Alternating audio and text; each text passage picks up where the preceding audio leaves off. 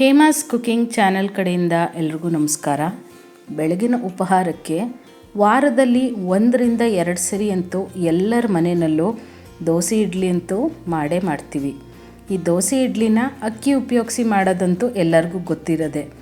ಆದರೆ ಇದೇ ದೋಸೆ ಇಡ್ಲಿನ ಕೂಡ ನಾವು ಒಂದು ಆರೋಗ್ಯಕರ ರೀತಿಯಲ್ಲಿ ಮಾಡಿಕೊಂಡ್ರೆ ಹೇಗಿರುತ್ತಲ್ವ.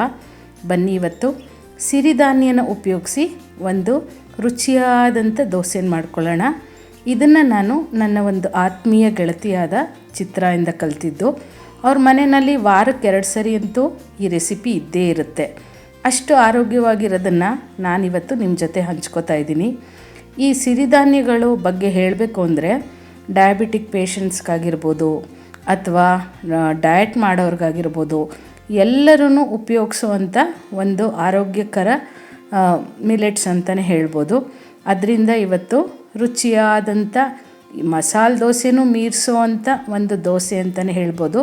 ಇದಕ್ಕೆ ಕೆಂಪು ಚಟ್ನಿ ಸವರ್ಕೊಂಡ್ಬಿಟ್ರಂತೂ ಮಸಾಲೆ ದೋಸೆನೇ ಅಷ್ಟು ಚೆನ್ನಾಗಿರುತ್ತೆ. ಇದನ್ನು ತಿಳ್ಕೊಳ್ಳೋಕ್ಕೂ ಮುಂಚೆ ನೀವು ನನ್ನ ಚಾನಲ್ಗೆ ಹೊಸಬರಾಗಿದ್ದರೆ ದಯವಿಟ್ಟು ಸಬ್ಸ್ಕ್ರೈಬ್ ಮಾಡ್ಕೊಳ್ಳಿ, ಹಾಗೆ ಒಂದು ಲೈಕ್ ಮಾಡೋದನ್ನು ಕೂಡ ಮರಿಬೇಡಿ.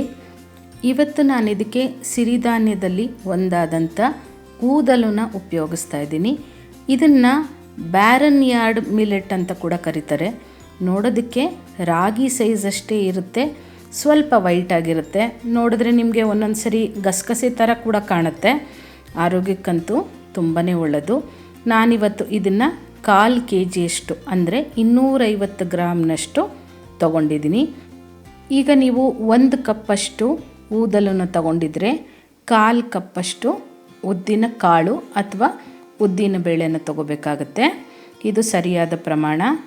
ಅಷ್ಟೇ ಪ್ರಮಾಣದ ಕಡಲೆಕಾಯಿ ಬೀಜನ ತೊಗೋಬೇಕು. ಅಂದರೆ ನಾನಿಲ್ಲಿ 250 ಗ್ರಾಮ್ಗೆ 50 ಗ್ರಾಮ್ನಷ್ಟು ಉದ್ದಿನ ಕಾಳು ಕಡಲೆ ಬೀಜ ಎಲ್ಲ ತೊಗೊಂಡಿದ್ದೀನಿ. ಇದರಲ್ಲಿ 3/4 ಭಾಗದಷ್ಟು ಕಡಲೆಬೇಳೆ ತೊಗೋಬೇಕು. ಇದು ನಿಮಗೆ ದೋಸೆಗೆ ಒಳ್ಳೆ ಬಣ್ಣನ ಕೊಡುತ್ತೆ.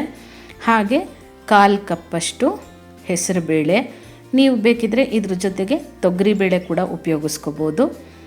1/4 ಕಪ್ಪಷ್ಟು ಅವಲಕ್ಕಿ, ಇಲ್ಲಿ ನಾನು ಗಟ್ಟಿ ಅವಲಕ್ಕಿನ ತೊಗೊಂಡಿದ್ದೀನಿ.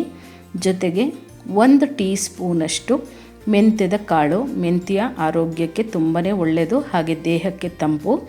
ಈಗ ಇದರಲ್ಲಿ ನಾವು ಮಿಲೆಟ್ಸ್ ಜೊತೆಗೆ ಹೆಚ್ಚಿನ ಪ್ರೋಟೀನ್ ಇರೋವಂಥ ಕಾಳುಗಳನ್ನ ಉಪಯೋಗಿಸಿರೋದ್ರಿಂದ ಇದು ಪ್ರೋಟೀನ್ ರಿಚ್ ಆಗಿರೋವಂಥ ಒಂದು ದೋಸೆ ಅಂತ ಕೂಡ ಹೇಳ್ಬೋದು. ಯಾವತ್ತೇ ಆಗಲಿ ನಮ್ಮ ಡಯಟ್ನಲ್ಲಿ ಕಾರ್ಬೋಹೈಡ್ರೇಟ್ಸ್ ಪ್ರಮಾಣನ ಕಮ್ಮಿ ಮಾಡಿ ಪ್ರೋಟೀನ್ ಅಂಶನ ಜಾಸ್ತಿ ಮಾಡಬೇಕು ಅಂತ ಹೇಳ್ತಾರೆ. ಹಾಗಾಗಿ ಇದು ಒಂದು ಪರ್ಫೆಕ್ಟ್ ಟಿಫನ್ ಅಂತಲೇ ಹೇಳ್ಬೋದು. ಇದನ್ನು 3-4 ಸರಿ ಚೆನ್ನಾಗಿ ತೊಳೆದು ನೀರಿನಲ್ಲಿ ಸುಮಾರು 6-8 ಗಂಟೆಗಳಷ್ಟು ಇದನ್ನು ನೆನೆಸ್ಕೋಬೇಕಾಗತ್ತೆ. ನೆಂದಷ್ಟು ನಿಮಗೆ ಮಿಲೆಟ್ಸು ಸಾಫ್ಟ್ ಆಗುತ್ತೆ ಮತ್ತು ರುಬ್ಬೋದಕ್ಕೆ ಟೇಸ್ಟು ಎಲ್ಲ ಚೆನ್ನಾಗಿರುತ್ತೆ. ಈಗ ನಾನು ಸುಮಾರು 6-8 ಗಂಟೆಯಷ್ಟು ಇದನ್ನು ನೆನೆಸ್ಕೊಂಡು ರೆಡಿ ಮಾಡಿ ಇಟ್ಕೊಂಡಿದ್ದೀನಿ. ನೋಡಿ, ನೆಂದ ಮೇಲೆ ನಿಮಗೆ ಈ ರೀತಿ ಕಾಣುತ್ತೆ. ಎಲ್ಲದನ್ನು ಒಟ್ಟಿಗೆ ಕೂಡ ಹಾಕ್ಕೊಂಡು ನೆನೆಸ್ಕೋಬೋದು. ಈಗ ಇದನ್ನು ನಾವು ಮಿಕ್ಸಿಗೆ ಅಥವಾ ಗ್ರೈಂಡರ್ಗೆ ಹಾಕ್ಕೊಂಡು ನಾವು ದೋಸೆ ಎಲ್ಲ ಹೇಗೆ ರುಬ್ಕೋತೀವಿ ನೋಡಿ, ಹಾಗೆ ಇದನ್ನು ಎಷ್ಟು ಸಾಧ್ಯ ಆಗುತ್ತೋ ಅಷ್ಟು ನುಣ್ಣಗೆ ರುಬ್ಕೋಬೇಕು. ನಾವು ಇಡ್ಲಿಗೆ ಅಂತ ಮಾಡೋದಿದ್ರೆ ಅದನ್ನು ಸ್ವಲ್ಪ ತರ್ತರಿಯಾಗಿ ರುಬ್ಕೊಂಡಾಗ ಚೆನ್ನಾಗಿರುತ್ತೆ, ಆದರೆ ದೋಸೆಗೆ ನುಣ್ಣಗೆ ರುಬ್ಕೋಬೇಕು. ನಾನು ಈ ಹಂತದಲ್ಲೇ ಉಪ್ಪನ್ನು ಕೂಡ ಬಳಸಿ ರುಬ್ಕೋತಾ ಇದ್ದೀನಿ. ನೀವು ಆಮೇಲೆ ಬೇಕಿದ್ರೂ ಹಾಕ್ಕೋಬೋದು, ಕೆಲವರು ಬೆಳಗ್ಗೆ ಹಾಕ್ಕೋತಾರೆ, ಹಾಗೆ ಬೇಕಿದ್ರೂ ಮಾಡ್ಬೋದು. ನಿಮಗೆ ಹೇಗೆ ನೀವು ಅಭ್ಯಾಸ ಮಾಡ್ಕೊಂಡಿದ್ದೀರೋ ಆ ರೀತಿ ನೀವು ಉಪ್ಪನ್ನು ಬಳಸ್ಕೋಬೋದು. ಈಗ ನೋಡಿ, ನುಣ್ಣಗೆ ರುಬ್ಬಿದ್ದು ಎಲ್ಲ ಆಗಿದೆ. ತುಂಬ ತೆಳ್ಳಗೆ ರುಬ್ಕೊಳ್ಳೋದೇನು ಬೇಡ, ಇಷ್ಟು ಕನ್ಸಿಸ್ಟೆನ್ಸಿ ಇದ್ದರೆ ಸಾಕು. ಈಗ ಇದನ್ನು ಒಂದು ಪಾತ್ರೆಗೆ ಹಾಕಿ ಚೆನ್ನಾಗಿ ಇದನ್ನು ಮಿಕ್ಸ್ ಮಾಡಿಬಿಟ್ಟು ನಾವು ಎಲ್ಲಿ ಬಿಸಿ ಇರುತ್ತೆ ಅಂಥ ಜಾಗದಲ್ಲಿ, ಅಥವಾ ಅಂದರೆ ಇವಾಗ ಚಳಿಗಾಲ ಇರೋದರಿಂದ ನೀವು ಇದನ್ನು ಎಷ್ಟು ಶಾಖವಾಗಿಡ್ತೀರೋ ಅಷ್ಟು ಚೆನ್ನಾಗಿ ನಿಮಗೆ ಹುಳಿ ಬರುತ್ತೆ. ಈ ರೀತಿ ಹುಳಿ ಬರೋದು ಹೇಗೆ ಅಂತ ಕೂಡ ನಾನು ಈಗಾಗಲೇ ಒಂದು ವಿಡಿಯೋ ಮಾಡಿ ತೋರಿಸಿದ್ದೀನಿ. ದೋಸೆ ಇಡ್ಲಿ ಹಿಟ್ಟನ್ನು ಚಳಿಗಾಲದಲ್ಲಿ ಹೇಗೆ ಹುಳಿ ಬರ್ಸೋದು ಅಂತ, ಹಾಗೆ ಇಡ್ಲಿಗೆ ಹೊಂದುವಂಥ ಹೋಟೆಲ್ ಶೈಲಿಯ ಸಾಂಬಾರನ್ನ ಮಾಡಿ ತೋರಿಸಿದ್ದೀನಿ. ಮಸಾಲೆ ದೋಸೆಗೆ ಕೆಂಪು ಚಟ್ನಿನ ಮಾಡಿ ತೋರಿಸಿದ್ದೀನಿ. ಇದೆಲ್ಲದನ್ನು ಸಾಧ್ಯವಾದಷ್ಟು ಈ ವಿಡಿಯೋ ಎಂಡ್ ಸ್ಕ್ರೀನಲ್ಲಿ ಹಾಕಿರ್ತೀನಿ, ಹಾಗೆ ಡಿಸ್ಕ್ರಿಪ್ಷನ್ ಬಾಕ್ಸಲ್ಲಿ ಕೂಡ ಹಾಕಿರ್ತೀನಿ, ಒಂದು ಸರಿ ಚೆಕ್ ಮಾಡ್ಕೊಳ್ಳಿ. ನಾನು ಇದನ್ನು ಓವರ್ನೈಟು ಹಾಗೆ ಬಿಟ್ಟಿದ್ದೆ. ನೋಡಿ ಬೆಳಗ್ಗೆಗೆ ಎಷ್ಟು ಚೆನ್ನಾಗಿ ಹುಳಿ ಬಂದಿದೆ. ಯಾವುದೇ ದೋಸೆ ಅಥವಾ ಇಡ್ಲಿ ಹಿಟ್ಟಾಗಲಿ ಇಷ್ಟು ಚೆನ್ನಾಗಿ ಹುಳಿ ಬಂದ್ರೇ ನಿಮಗೆ ದೋಸೆ ಹಾಕಿದಾಗಲೂ ಕೂಡ ಟೇಸ್ಟ್ ಆಗಿರೋದು ಮತ್ತು ಸಾಫ್ಟಾಗಿ ಕೂಡ ಬರೋದು. ಇಲ್ಲ ಅಂದರೆ ಒಂದು ರೀತಿ ಗಟ್ಟಿ ಥರ ಆಗಿಬಿಡುತ್ತೆ. ಇಷ್ಟು ಕನ್ಸಿಸ್ಟೆನ್ಸಿ ಸಾಕು. ಬನ್ನಿ ಈಗ ಬಿಸಿ ಬಿಸಿಯಾಗಿ ದೋಸೆನ ಮಾಡ್ಕೊಂಡು ಬಿಡೋಣ.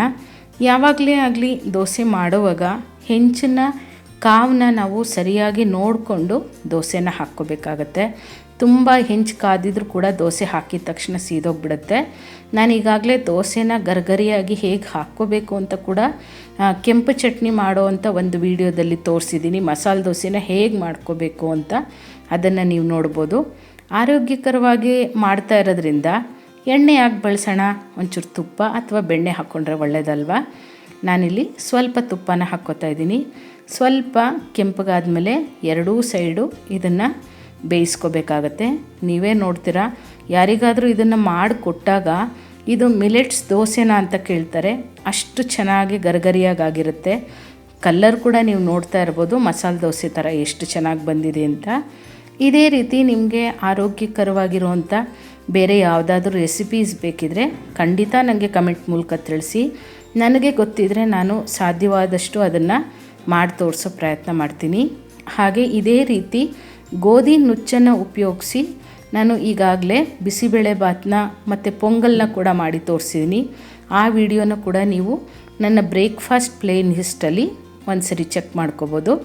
ಬನ್ನಿ ಈಗ ಇನ್ನೊಂದು ದೋಸೆ ಹಾಕ್ಕೊಳ್ಳೋಣ.